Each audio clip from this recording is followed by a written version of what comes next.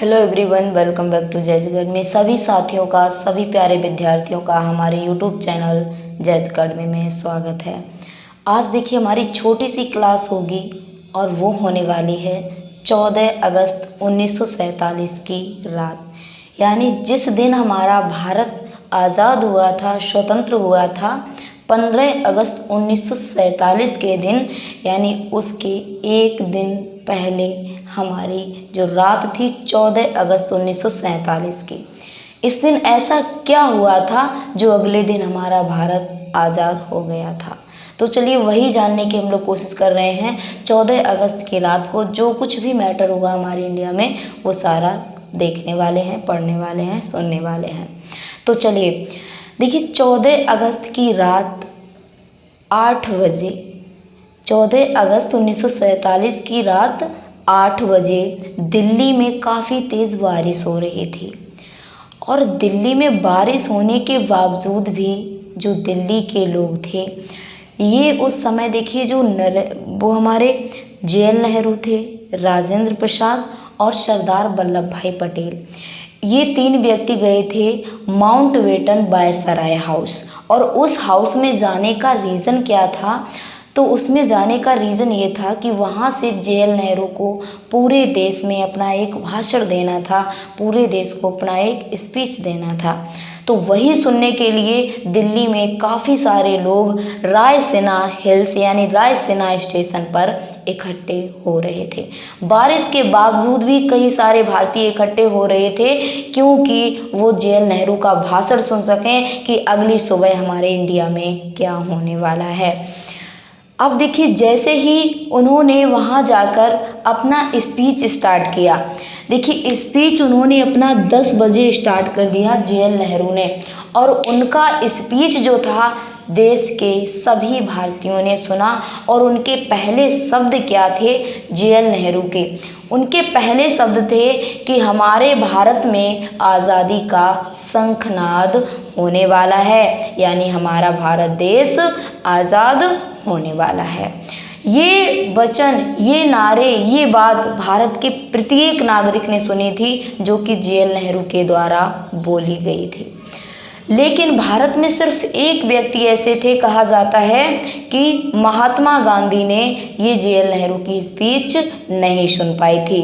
क्यों नहीं सुन पाई थी? उसका एक रीज़न था, क्योंकि उस समय जो गांधी जी थे वो पश्चिम बंगाल में शांति कायम कर रहे थे, यानी जो लोग भड़के हुए थे कांग्रेस के खिलाफ, उनमें शांति का माहौल बना रहे थे। इसलिए सिर्फ महात्मा गांधी ऐसे व्यक्ति थे जिन्होंने जे.एल. नेहरू का स्पीच नहीं सुना था। अब बात करते हैं कि जैसे ही उन्होंने ये स्पीच दी, तो इस स्पीच को सभी भारत के नागरिकों ने सुना और सभी लोग महात्मा गांधी के, जवाहरलाल नेहरू के नारे लगाने लगे। सभी भारतीयों ने महात्मा गांधी के नारे लगाए। अब देखिए वह दिन आ चुका था जिसको भारतीयों को 200 साल से इंतज़ार था। भारतीयों को 200 साल से इंतज़ार था इस दिन का। वो दिन हमारे भारत में आज आ गया था। उस दिन, उस रात, यानी 14 अगस्त 1947 की रात, लोग भारत के सोए तो गुलाम देश में थे, लेकिन अगली सुबह हमारी आज़ादी की सुबह हुई थी।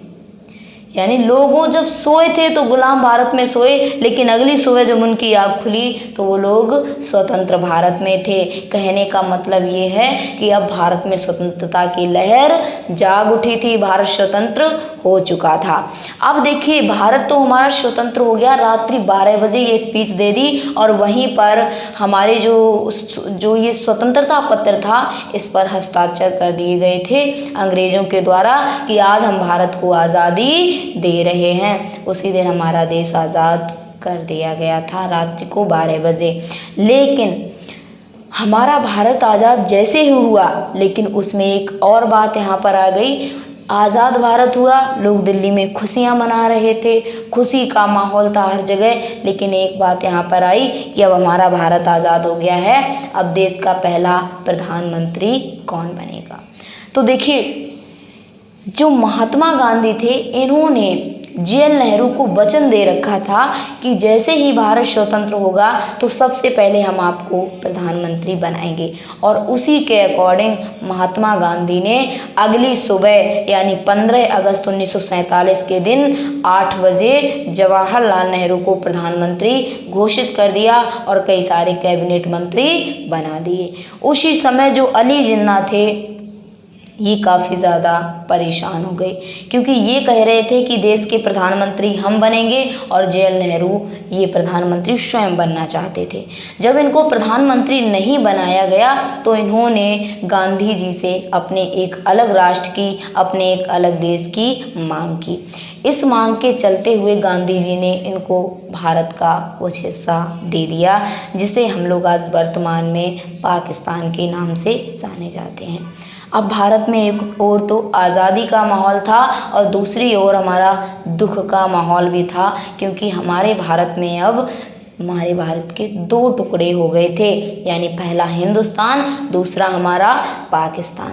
अब देखिए जैसे ही विभाजन हुआ, ज़मीन का विभाजन हो गया, लेकिन कुछ भाईचारे के जो लोग थे अपने भाईचारे से रहते थे, प्रेम से रहते थे, उन लोगों में भी विभाजन हो गया। यानी कुछ व्यक्ति ऐसे थे जो हिंदुस्तान में नहीं रहना चाहते थे, वो पाकिस्तान चले गए, और जो पाकिस्तान में नहीं रहना चाहते थे वो लोग हिंदुस्तान में आ गए। अब देखिए यहाँ पर महात्मा गांधी और जेएल नेहरू और सरदार वल्लभ भाई पटेल ये कई सारे मंत्री इसमें बन गए और इन लोगों ने अपना यहाँ पर पूरा मंत्रिमंडल स्थापित कर लिया था।